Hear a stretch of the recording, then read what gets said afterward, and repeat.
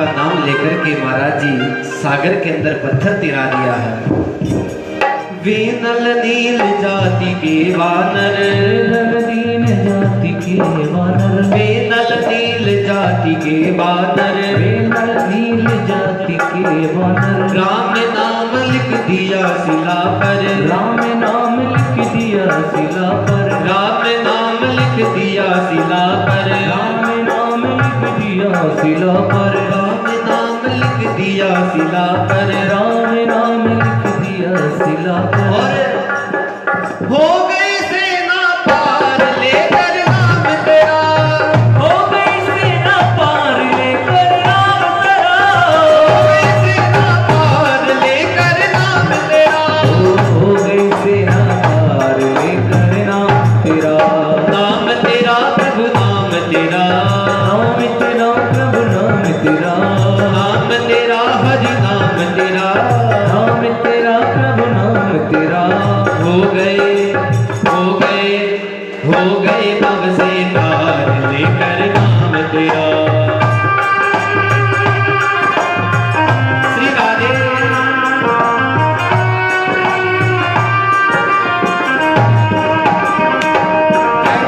Novel Bihari लाल की जय।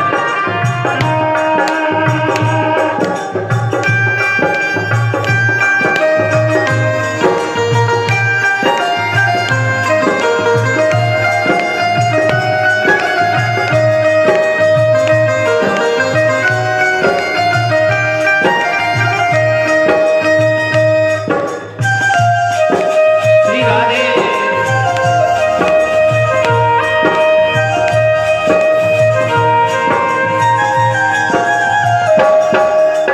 हो गए भव से पार लेकर नाम तेरा, हो गए भव से पार लेकर नाम तेरा, लेकर नाम तेरा। ओ लेकर नाम तेरा।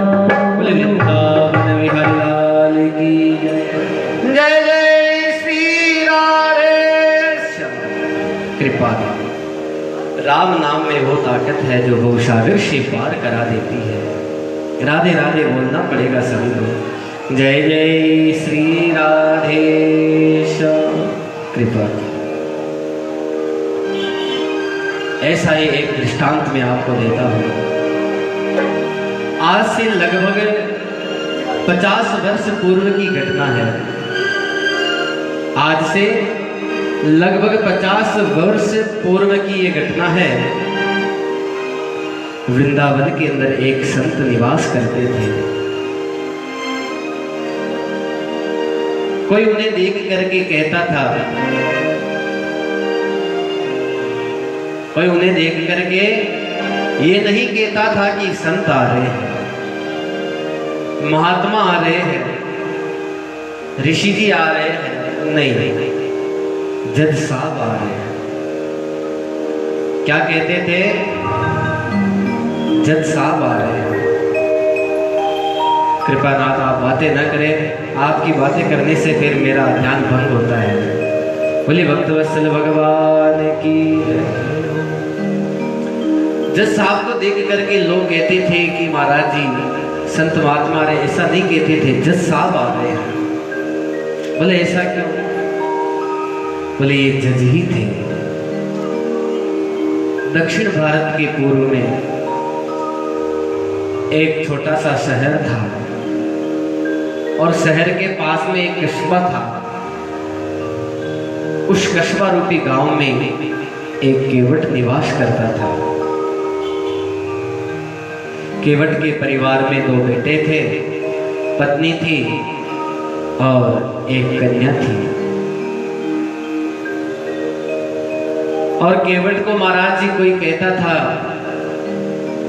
कि भैया वो बात कैसी थी, तो केवट एक ही जवाब देता कि रघुनाथ जी जाने, मैं कुछ नहीं जानता, रघुनाथ जी जाने।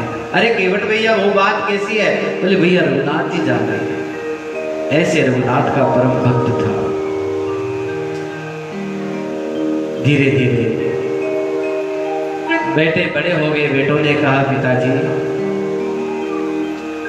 बहन विवाह के योग्य हो गई है, आप एक काम करिए, पास में सेठ जी का निवास है, सेठ जी से थोड़े रुपए उधार ले लीजिए। बहन विवाह के योग्य हो गई है और इसका विवाह कर देंगे, फिर दोनों भाई मेहनत करेंगे, कमाई कर करके उनका पाई पाई वापिस लौटा देंगे। पिताजी ने कहा ठीक है। साहूकार के पास में जाकर के 200 रुपए उधार ले लिए और 200 रुपए लेकर के ब्याज की तारीख फिक्स हो गई कि भाई इतना ब्याज देना पड़ेगा, और रसीद दे दिए साहूकार ने कि भाई मेरा इतना ब्याज बनेगा। केवट ने आकर के धूमधाम से बेटी का कन्यादान किया, विवाह किया, और विवाह होने के पश्चात बेटी अपने ससुराल चली गई। और केवट भी महाराज जी गांव के बाहर भगवान राम का मंदिर है, राघवेंद्र के मंदिर में आकर के रहने लगा। और मंदिर में आकर के केवल और केवल बस रघुनाथ जी का ही भजन किया करता था। जाऊं कहाँ तज चरण तुम्हारे, जाऊं कहाँ तज चरण तुम्हारे, जाऊं कहाँ तज चरण तुम्हारे, जाऊं कहाँ तज चरण तुम्हारे, जाऊं कहाँ तज चरण तुम्हारे, जाऊं कहाँ तज चरण तुम्हारे। काको नाम पतित पावन जग में,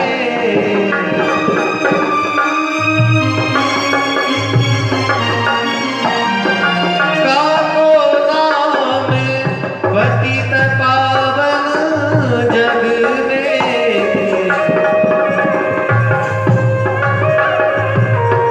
जाऊं कहाँ तज चरण तुम्हारे,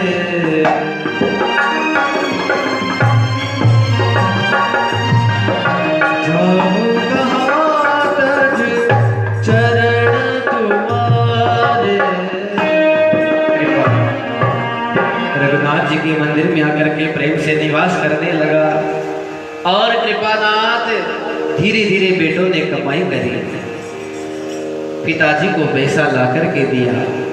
पिताजी ये लीजिए 200 रुपया और ये उसका ब्याज बना है। पिताजी ने महाराज जी साहूकार ने जो रसीद दी है वह रसीद ली, और रसीद ले जाकर के पाई पाई जो भी ब्याज बना वह साहूकार को दे दिया। साहूकार ने खाता ढूंढा, केवट का नाम आया। केवट भैया यहाँ साइन कर दो। केवट ने कहा हुजूर पढ़ा लिखा नहीं हो, जो भी है आप देख लीजिए, मैं क्या जानू, रघुनाथ जी जाने। साहूकार ने मन में विचार किया, पढ़ा लिखा नहीं है, जाओ पानी लेकर के आओ मेरे लिए। पानी लेने के लिए गया, साहूकार के मन में लोभ आ गया। क्या आ गया? लोभ आ गया। लोभ में आकर के साहूकार ने महाराज जी रसीद में जो कुछ भी था वह डबल पैसा वगैरह जो भी लिख करके कह दिया कि अभी तो पैसा और बाकी है, और कहा कि भैया ये तुम्हारी रसीद है, जाओ तुम अपने घर जाओ। और केवट अपने घर पे आ गया और राघवेंद्र के चरणों में जाकर के उस रसीद को रख दिया और कहा कि राघवेंद्र अब आप जाने। कृपा। धीरे धीरे समय बीतता गया। 1 महीना जब व्यतीत हो गया तो साहूकार ने उसके ऊपर कोर्ट में अर्जी दायर कर दी कि साहब मेरा पैसा नहीं दिया इसने। केवट को जज साहब ने बुलाया। क्यों भैया केवट, तूने सेठ जी से रुपया लिया? केवट कहता कि हुजूर लिया है। रुपया दिया कि नहीं दिया? केवट कहता है कि हुजूर दिया है। दिया तो क्या सबूत है तुम्हारे पास? केवट कहता कि मेरे पास ये रसीद है। जज साहब ने रसीद को जैसे ही पढ़ा, अरे इससे तो सिद्ध होता नहीं कि तूने इनको रुपया दिया है। केवट की आंखों में आंसू आ गए, केवट रोने लगा, हुजूर माई बाप पढ़ा लिखा नहीं हूँ, मैंने पाई पाई रुपया इनका दिया है, मैं झूठ नहीं बोल रहा हूँ। केवट की आंखों में आंसू देख करके जज साहब को दया आ गई और कृपा नाम सत्य बोलने वाले व्यक्ति के ऊपर, चेहरे के ऊपर कभी पसीना नहीं आता है। जज साहब को विश्वास हो गया कि ये सत्य तो बोल रहा है, पर चाहिए सबूत। जज साहब पूछने लगे कि जब तुमने इनसे पैसा लिया दिया उस समय वहां पे कौन था? केवट कहने लगा, हुजूर वहां पे रघुनाथ जी थे। कौन था? रघुनाथ जी थे। बोलिए रघुनाथ जी कौन है? केवट ने कहा, वो रघुनाथ जी कहाँ नहीं रहते, वो तो सब जगह रहते हैं। जज साहब ने मन में विचार किया कि रघुनाथ किसी गांव के व्यक्ति का नाम होगा। क्या कहा? रघुनाथ किसी गांव के व्यक्ति का नाम होगा।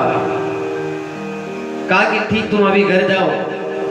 केवट घर पे आ गया और इधर जज साहब ने अपने खर्चे से, अपने पैसे से चपड़ासी को आदेश दिया, कहा कि भैया जाओ केवट के गांव जाना और रघुनाथ कौन है उसके हस्ताक्षर करवा के लेके आना। जज साहब का चपड़ासी गांव में आया, गांव वालों से पूछता है कि भैया ये रघुनाथ जी कहाँ है? अब पूरे गांव में घूमने लगा। रघुनाथ जी जब कहीं पे नहीं मिले, गांव के बाहर मंदिर मिला। मंदिर के पास में जाकर के केवट के पूछने लगा चपड़ासी, भैया ये रघुनाथ जी कौन है? बोले सही। पुजारी जी ने कहा कि बोलिए क्या काम है? अच्छा रघुनाथ जी को जानते हो?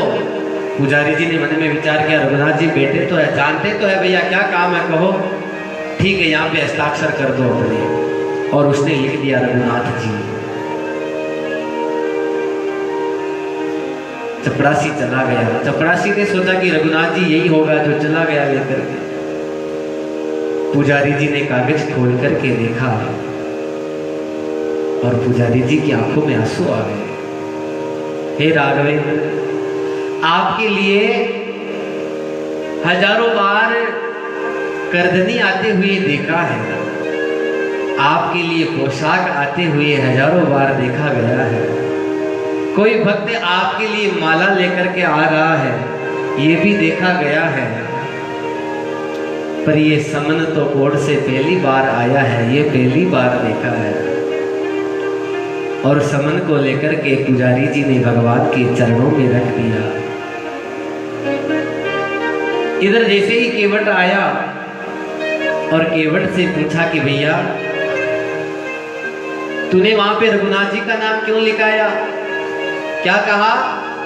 तूने वहां पे कोर्ट में रघुनाथ जी का नाम क्यों लिखाया? तो केवट कहता है कि भैया ऐसे ही थोड़ी लिखाया, ये थे तो श्री उस समय जब वह साहूकार पैसा दे रहा था तो ऐसे थोड़ी लिखा दिया हमने को, ये थे इसलिए इनका नाम लिखा दिया वहां पे। पुजारी मन में विचार करने लगा, हे भगवान अब क्या होगा? केवट मन में आंसू लिए हुए भगवान के चरणों में बैठ करके कहने लगा, हे प्रभु अब तो आप जानो और आपका काम जाने। उसका तो एक ही नियम था कि रघुनाथ जी जाने। और केवट बड़े भाव से सुंदर झाड़ू लगाता और गाता रहता था, बड़े प्रेम से गाता था केवट। अरे सिर पर सितारा फिक्र फिर क्या करना, मेरे सिर पर सितारा फिक्र फिर क्या करना, सिर पर सितारा फिक्र फिर क्या करना, सिर पर सितारा फिक्र फिर क्या करना।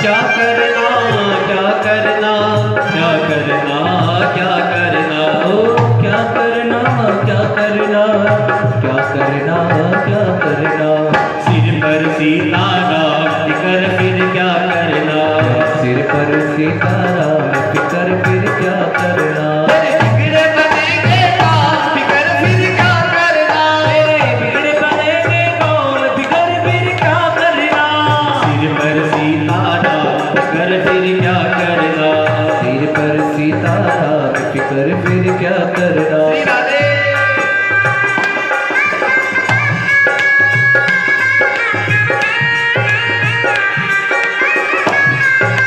जय हो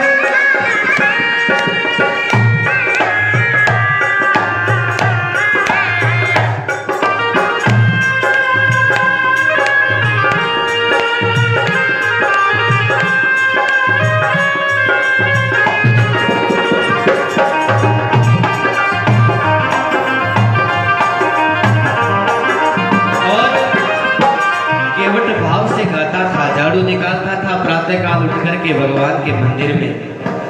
इति रघुवर श्री जानकी मैया, रघुवर श्री राधे गुरैया इति रघुवर श्री जानकी मैया, रघुवर श्री जानकी मैया फिर क्यों करे शान हो भैया, फिर क्यों डरौशान हो भैया फिर क्यों फिरे शान हो भैया, फिर जो फिरे शान हो भैया कटेंगे कष्ट तमाम फिकर फिर क्या करना, बटेंगे कष्ट तुम्हार फिकर फिर क्या करना सिर पर सीताराम फिकर फिर क्या करना, सिर पर सीताराम फिकर फिर क्या करना सिर पर सीताराम फिकर फिर क्या करना, सिर पर सीताराम फिकर फिर क्या करना सिर पर सीताराम फिकर फिर क्या करना।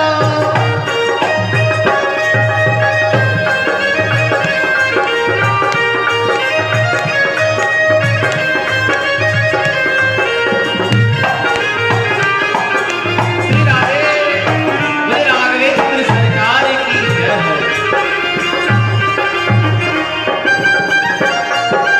जय हो।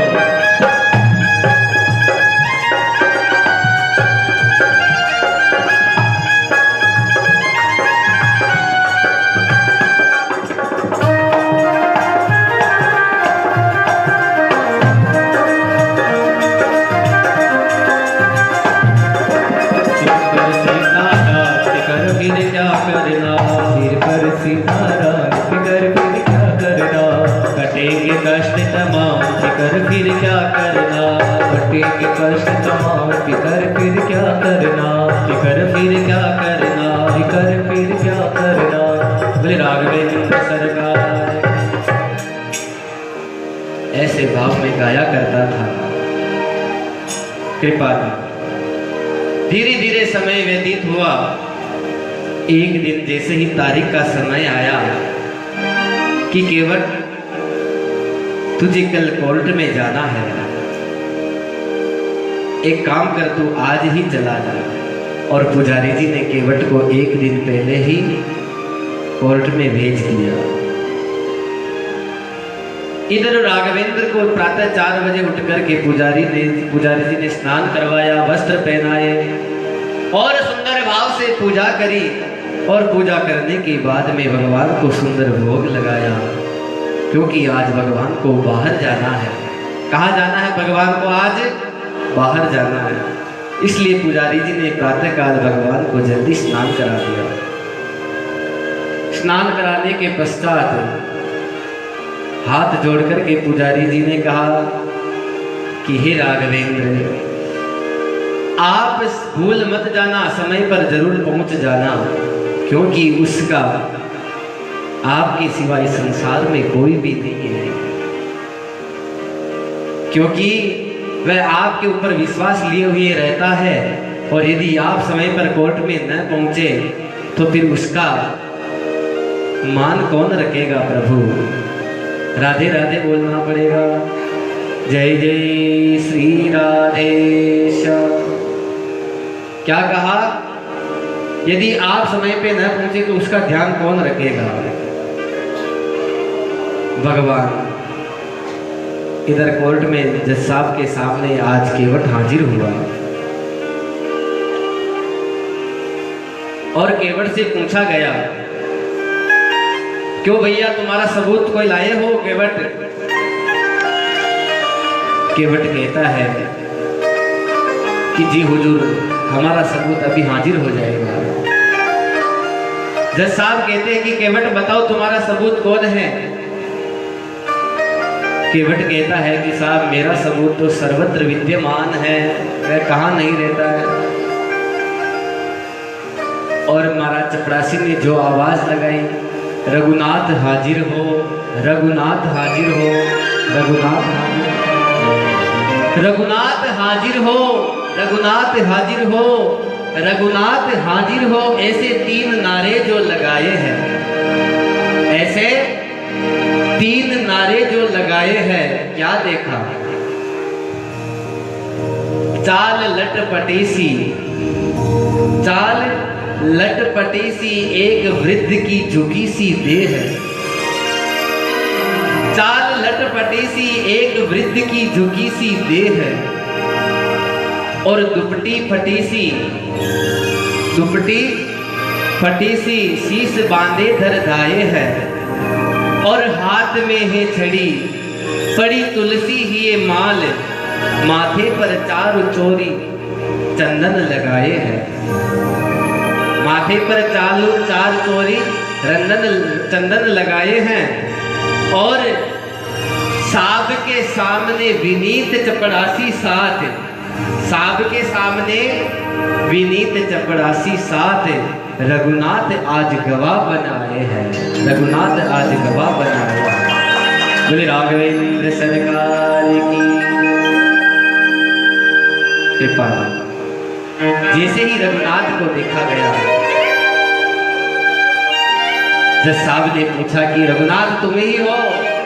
और साक्षात त्रिलोकीनाथ जो महाराज जज साहब के सामने उत्तर दे रहा है कि हुजूर मैं ही हूँ रघुनाथ। अच्छा तुम्हारे पास क्या सबूत है कि सेठ ने इसको रुपए दिए या इस केवट ने इस सेठ को रुपए लौटाए?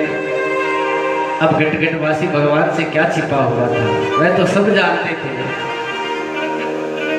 रघुनाथ जी ने कहा कि साहब इस साहूकार को यहीं रखा जाए, इसकी बैठक में एक अलमारी है, उसके अंदर डायरी के अंदर एक पाना अभी भी रखा हुआ है, उसको मंगवाया जाए। पाना मंगवाया गया, जाकर के जज साहब ने देखा कि अरे साहूकार तो झूठ बोल रहा है। साहूकार ने अपना गुनाह कबूल कर दिया, हुजूर मैंने भूल की दी, लोभ के अंदर आकर के मैंने केवट के ऊपर ये मुकदमा दर्ज कर दिया था। बोलिए भक्तवत्सल भगवान। रघुनाथ जी चले गए, केवट से पूछा जज साहब ने, भैया केवट एक बात बता, ये रघुनाथ कौन है? अरे साहब रघुनाथ हमारे गांव के हैं। अच्छा तुम्हारे गांव के तो रहते कहाँ हैं? साहब वही रहते जहां हम रहते हैं। साहब वही रहते जहां हम रहते हैं। अच्छा तुम कहाँ रहते हो? साहब वही जहां रघुनाथ जी रहते हैं। अरे भैया आखिर में रघुनाथ जी रहते कहाँ हैं? साहब मंदिर में रहते हैं। अच्छा मंदिर में रहते हैं, मंदिर इन्होंने बनाया हुआ हो ऐसा तो लग नहीं रहा था, क्योंकि दुपट्टी फटी सी और कमर टेढ़ी सी, लग तो नहीं रहा था कि कोई करोड़पति हो, करोड़पति लग रहे थे। अरे साहब केवट कहता है कि आप जैसे पढ़े लोगों को समझाना बड़ी टेढ़ी खीर होता है, पढ़े लिखे लोगों को समझाना बड़ी टेढ़ी खीर होता है। अरे साहब ये वही है जो मंदिर में रहते हैं। बोले भक्तवत्सल भगवान की। और जैसे ही सुना तो जज साहब की आंखों से आंसू आने लगे। जज साहब मन में विचार करने लगे, हे भगवान ये मैंने क्या पाप कर दिया, ये मैंने कौन सी गलती कर दी आज। चपड़ासी को बुलाया गया, चपड़ासी से पूछा गया जो गवाह रघुनाथ बन करके आया क्या उसी ने हस्ताक्षर किए थे? साहब हुजूर। चपड़ासी घबराने लग गया, उस समय उसने हस्ताक्षर नहीं किए थे, वहां पे तो कोई पुजारी बेटा था, उसने हस्ताक्षर किया था। ये तो कोई और ही रघुनाथ बन कर आ गया है। जज साहब घबराने लगे और जज साहब घर पे गए और घर पर जाकर के जज साहब जो रोने लगे महाराज, रोए सो रोए। आस पास के पड़ोसियों ने कहा, अरे भैया हुआ क्या, रोते क्यों हो, बताओ तो श्री क्या हुआ है। तो जज साहब कहने लगे, सुख शारद नारद शेष गणेश, सुख शारद नारद शेष गणेश के ध्यान में जो नहीं आते हैं, सुख शारद नारद शेष गणेश के ध्यान में जो नहीं आते हैं, सो ही आज भी नीति अदालत में केवटा के गवाह बन आते हैं। अरे जिसका शेष गणेश महेश ध्यान लगाते हैं, उनके ध्यान में जो जगत पिता नहीं आता है, वह आज मेरी अदालत में केवट का गवाह बनकर के आ रहा है, केवट का गवाह बन के आ रहा है।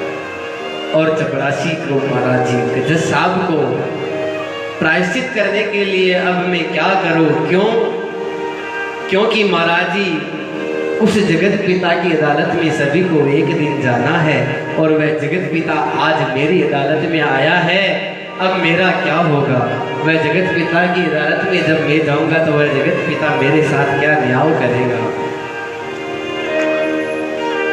आ तो गया हूँ मगर जानता नहीं हूँ, मैं तेरे दर पे आने के काबिल नहीं। आ तो गया हूँ मगर जानता नहीं हूँ, मैं तेरे दर पर रहने के काबिल नहीं हूँ। बोले राघवेंद्र सरकार की जय।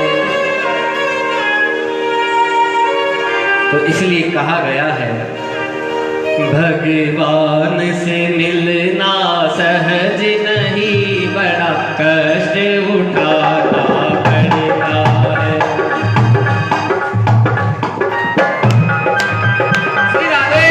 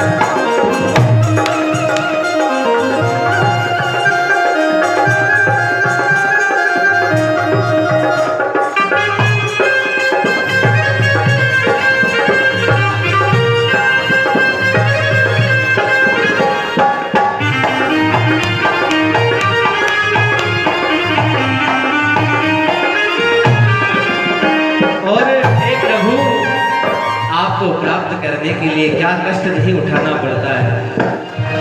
कभी महलों में सोने के लिए फुटपाथ पे सोना पड़ता है। महलों में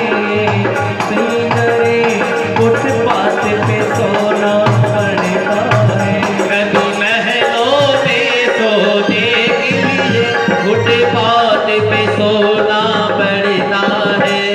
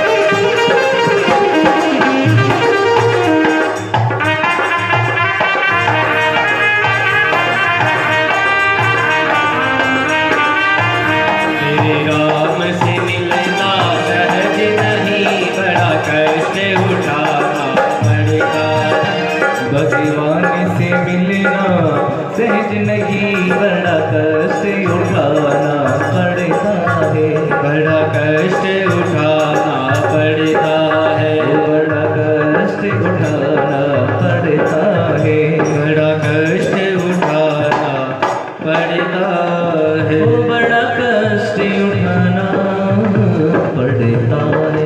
राघवेंद्र सरकार की बोले चार भुजनाथ की जय जय श्री राधेश कृपा।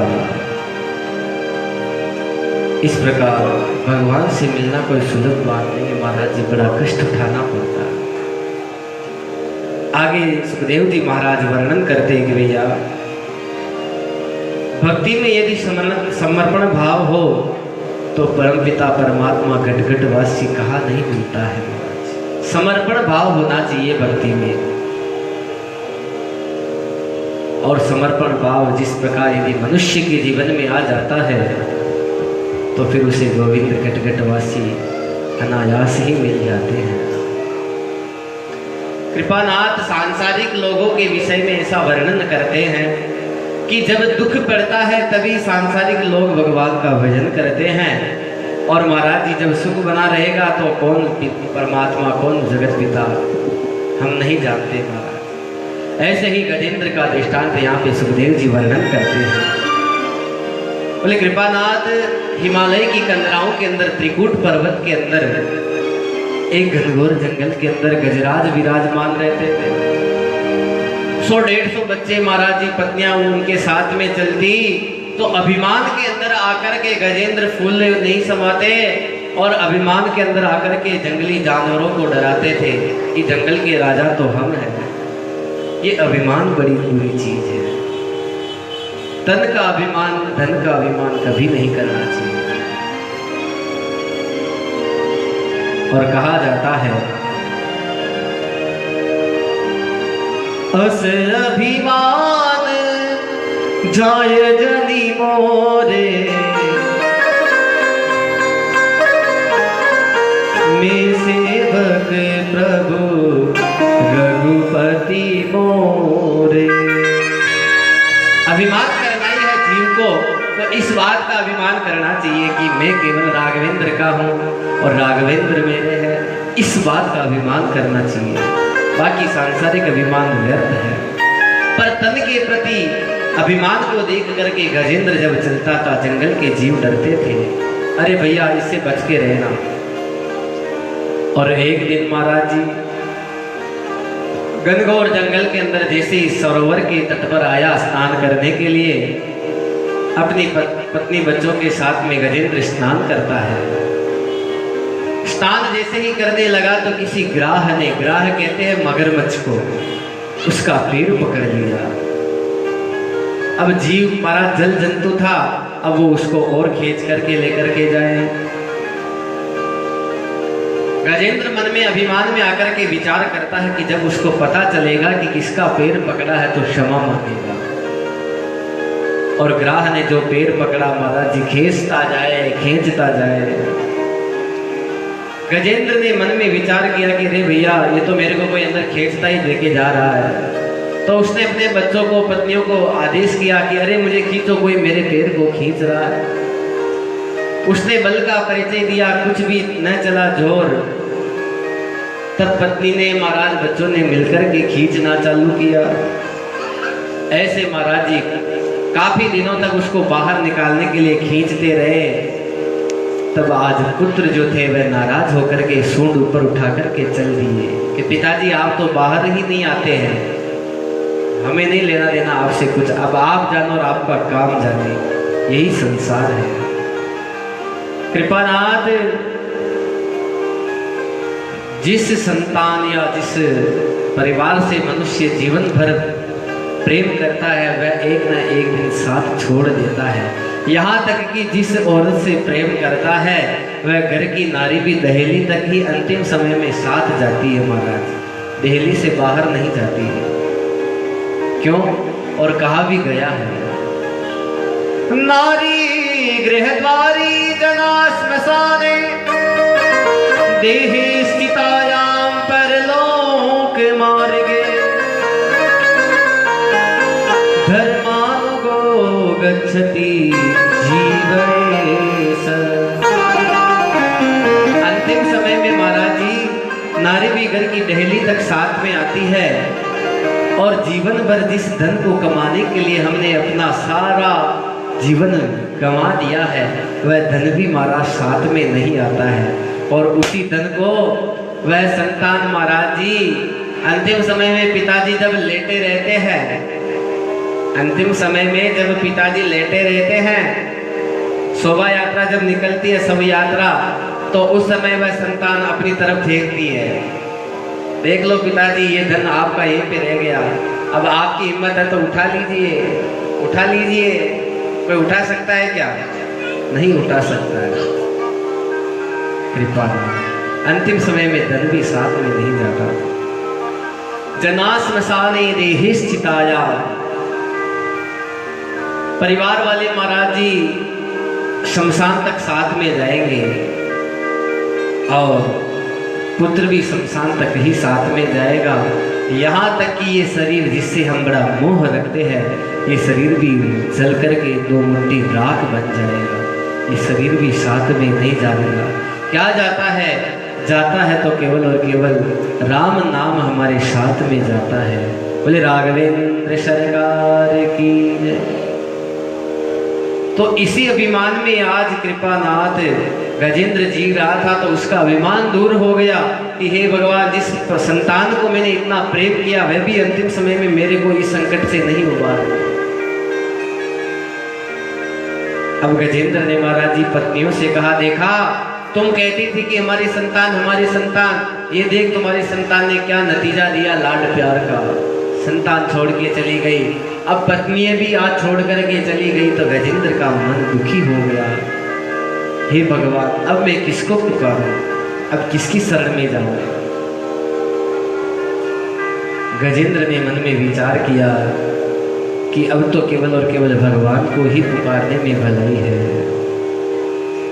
और कृपानाथ गजेंद्र ने देखते ही देखते भगवान नारायण का स्मरण किया कि हे प्रभु राघवेंद्र, हे प्रभु, अब तो आप ही मेरी प्राण रक्षा कर सकते हैं। और गजेंद्र भगवान को पुकारने लगा। सोअंत सरुष्य बलेन गृहीत यार्नो दृष्ट्वा गरुत्मतिं खरं खौत्पात चक्रम् उक्षिप्य सांबजुगकरं निर्गामाह कृच्छन्नारायण अखिल गिरो भगवन् नमस्ते। हे अखिल गिरो नारायण, मेरी रक्षा करिए। ऐसा जब पुकारने लगे तो भगवान नारायण ने गरुड़ को आदेश दिया कि गरुड़ जाओ, जल्दी तुरंत तैयार हो जाओ, हमें गजेंद्र को बचाने जाना है। गरुड़ के मन में भी अभिमान आ गया। गरुड़ कहता है कि देखो, त्रिलोकी नाथ को लेकर के उड़ता हुआ कोई छोटी मोटी बात थोड़ी है महाराज जी। और भगवान को पता चल गया कि गजेंद्र का अभिमान उनका तो बाद में दूर करेंगे, पहले इस गरुड़ का अभिमान दूर करो। और भगवान ने अपनी कन्नी अंगुली महाराज जी गरुड़ जी के ऊपर रख दी और कहा कि अब उड़ो गरुड़। और गरुड़ जैसे उड़ने लगा तो पसीना पसीना हो गया, भगवान को एक पल भर भी नहीं उड़ा पाया। गरुड़ ने हाथ जोड़कर के क्षमा याचना करी। भगवान कहते कि गरुड़ तू मुझे क्या उड़ाता है, मैं खुद तुझे अपने पंजों में दबा करके उड़ता हूँ। बोले भक्तवत्सल भगवान की। आज भगवान ने गरुड़ पे सवार होकर के जैसे ही आने लगे और आज गजेंद्र जैसे ही डूबने लगा, केवल सूंड उगाड़ी थी महाराज जी, उसने कमल का फूल लेकर के गोविंद की तरफ फेंक दी, अर्पण कर दिया। हे गोविंद, ये आपको अर्पण है। और गोविंद ने देखते ही देखते सुदर्शन चक्र से महाराज जी ग्राह को मुक्ति प्रदान कर दी। बोली भक्तवत्सल भगवान की। आज भगवान ने अपने सुदर्शन चक्र से उस ग्राह को मुक्ति प्रदान कर दी। ग्राह माने मगरमच्छ। अब प्रश्न निर्माण होता है जी, पहले भगवान ने गजेंद्र को बचाया कि ग्राह को बचाया? तो कहा जाता है कि भैया भगवान के हाथ से मरना भी मुक्ति है और बचाना भी, दर्शन करना भी मुक्ति है। तो आज जो गति गजेंद्र को मिलनी चाहिए थी वह भगवान ने पहले ग्राह को प्रदान कर दी। बोली भक्तवत्सल भगवान की जय। और जिस ग्राहक को भगवान ने मुक्ति प्रदान करी यह पूर्व जन्म में हुहू नाम का गंधर्व था। एक महात्मा जी संत महात्मा नदी के अंदर माला जप रहे थे, जाकर के इसने पैर पकड़ लिया। महात्मा ने श्राप दे दिया कि मेरे संध्या वंदन में विघ्न डालता है, श्राप देता हूं तो आज के बाद में महाराज जी पैर पकड़ता घूमेगा। इसलिए महाराज जी वह तो बना मगरमच्छ। और जिस गजेंद्र को हाथी होने का श्राप मिला ये पांड्य वंश के राजा थे, महात्माओं का सम्मान न किया इसलिए इनको मंदबुद्धि हाथी बनना पड़ा। बोलिए भक्तवत्सल भगवान की। और आज भगवान ने गजेंद्र को कृपा ना अपना पार्षद बना करके सलोकता मुक्ति प्रदान कर दी। बोले चार भुजा नाथ की। बोले भक्तवत्सल